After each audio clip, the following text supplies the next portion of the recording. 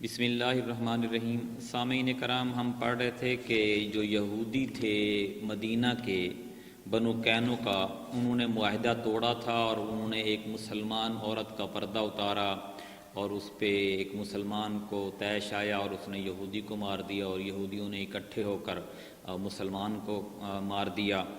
تو اس واقعہ کے بعد رسول اللہ صلی اللہ علیہ وسلم کے صبر کا پیمانہ لبریز ہوا۔ اپنے مدینے کا انتظام ابو لبابہ کو سونپا اور خود حضرت حمزہ بن عبد المطلب کو جھنڈا تھما کر اللہ کے لشکر کے ہمراہ بنو قینقاع کا رخ کیا۔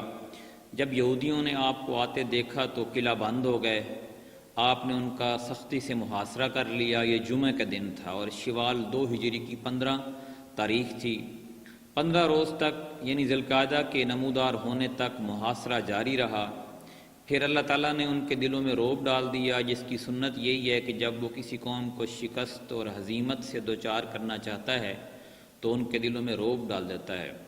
چنانچہ بنی قینقاع اس شرط پر ہتھیار ڈالنے پر رضامند ہو گئے کہ نبی کریم صلی اللہ علیہ وسلم ان کی جان و مال، آل اولاد اور عورتوں کے بارے میں جو فیصلہ کریں گے انہیں منظور ہوگا۔ اس کے بعد آپ کے حکم سے ان سب کو باندھ لیا گیا۔ لیکن یہی موقع تھا جب عبداللہ بن ابی نے اپنا منافقانہ کردار ادا کیا۔ اس نے رسول اللہ صلی اللہ علیہ وسلم سے سخت اصرار الحاح کیا کہ آپ ان کے بارے میں معافی کا حکم صادر فرمائیں۔ اس نے کہا، اے محمد، میرے معاہدین کے بارے میں احسان کیجیے۔ واضح رہے کہ بنو قینقاع خزرج کے حلیف تھے اور نبی کریم صلی اللہ علیہ وسلم اگر مدینہ تشریف نہ لاتے تو اوس اور خزرج دونوں نے عبداللہ بن ابی کو اپنا سردار بنا لیا تھا۔ اس لیے وہ خزرج جو تھا وہ ظاہرہ اس کے تعلقات تھے دوستانہ یہودیوں کے ساتھ، تو اس کے بھی تھے۔ تو اس لیے اس نے نبی کریم صلی اللہ علیہ وسلم پر زور دیا کہ وہ آپ ان کو معاف کر دیں۔ آپ صلی اللہ علیہ وسلم نے تاخیر کی، اس پر اس نے اپنی بات پھر دہرائی، مگر اب کی بار آپ نے اس سے اپنا رخ پھیر لیا، لیکن اس شخص نے آپ کے گریبان میں ہاتھ ڈال دیا۔ آپ نے فرمایا، مجھے چھوڑ دو، اور ایسے غضبناک ہوئے کہ لوگوں نے غصے کی پرچھائیاں آپ کے چہرے پر دیکھیں۔ پھر آپ نے فرمایا، تجھ پر افسوس، مجھے چھوڑ، لیکن یہ منافق اپنے اصرار پر قائم رہا اور بولا، نہیں باخدا میں آپ کو نہیں چھوڑوں گا یہاں تک کہ آپ میرے معاہدین کے بارے میں احسان فرما دیں۔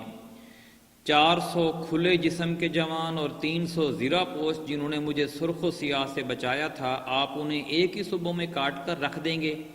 واللہ میں زمانے کی گردشوں کا خطرہ محسوس کر رہا ہوں، یہ اس نے کہا۔ بالآخر رسول اللہ صلی اللہ علیہ وسلم نے اس منافق کے ساتھ، جس کے اظہار اسلام پر ابھی کوئی 1 ہی مہینہ گزرا تھا، رعایت کا معاملہ کیا اور اس کی خاطر سب کی جان بخشی کر دی۔ البتہ انہیں حکم دیا کہ وہ مدینہ سے نکل جائیں اور آپ کے پڑوس میں نہ رہیں۔ چنانچہ یہ ازریات شام کی طرف چلے گئے اور تھوڑی ہی دنوں بعد وہاں اکثر کی موت واقع ہو گئی۔ رسول اللہ صلی اللہ علیہ وسلم نے ان کے مال ضبط کر لیے، جن میں سے 3 کمانیں، 2 زریں، 3 تلواریں اور 3 نیزے آپ نے اپنے لیے منتخب فرمائے، اور مال غنیمت میں سے خمس بھی نکالا۔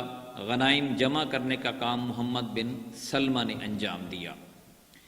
اسی اثناء میں ایک غزوہ سویق بھی ہوتا ہے۔ ظاہر ہے ادھر سے تو یہودی سازشیں کر رہے تھے اور ادھر سے مکہ کے منافقین، وہ قریش مشرکین، وہ صفوان بن امیہ اور یہود اور منافقین، یہ سارے اپنی اپنی سازشوں میں مصروف تھے۔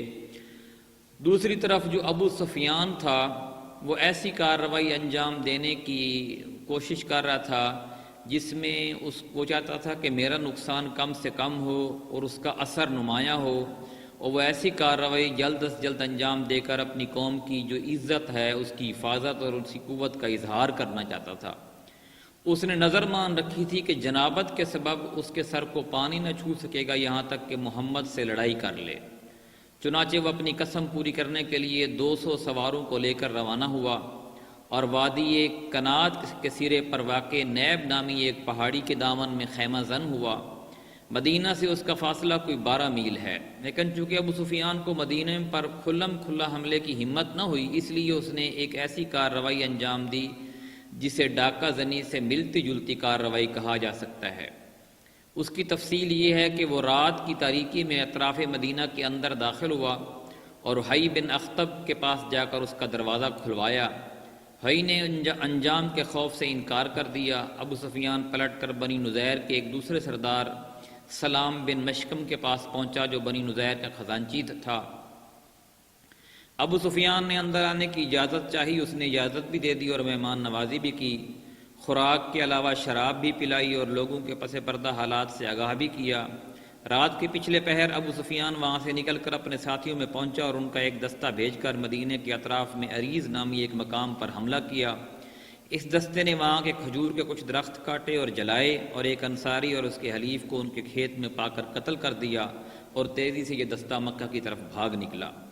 رسول اللہ صلی اللہ علیہ وسلم نے واردات کی خبر ملتے ہی تیز رفتاری سے ابو سفیان اور اس کے ساتھیوں کا تعاقب کیا، لیکن وہ اس سے بھی زیادہ تیز رفتاری سے بھاگے۔ چنانچہ وہ لوگ تو دستیاب نہ ہوئے، لیکن انہوں نے بوجھ ہلکا کرنے کے لیے ستو، توشے اور بہت ساز و سامان پھینک دیا تھا جو مسلمانوں کے ہاتھ لگا۔ رسول اللہ صلی اللہ علیہ وسلم نے کرۃ القدر تک تعاقب کر کے واپسی کی راہ لی۔ مسلمان ستو وغیرہ لاد پھاند کر واپس ہوئے اور اس مہم کا نام غزوہ سویق رکھ دیا گیا۔ سویق عربی زبان میں ستو کو کہتے ہیں۔ یہ غزوہ جنگ بدر کے صرف 2 ماہ بعد ذی الحجہ 2 ہجری میں پیش آیا۔ اس غزوے کے دوران مدینے کا انتظام ابو لبابہ بن عبد المنذر رضی اللہ عنہ کو سپرد کیا گیا۔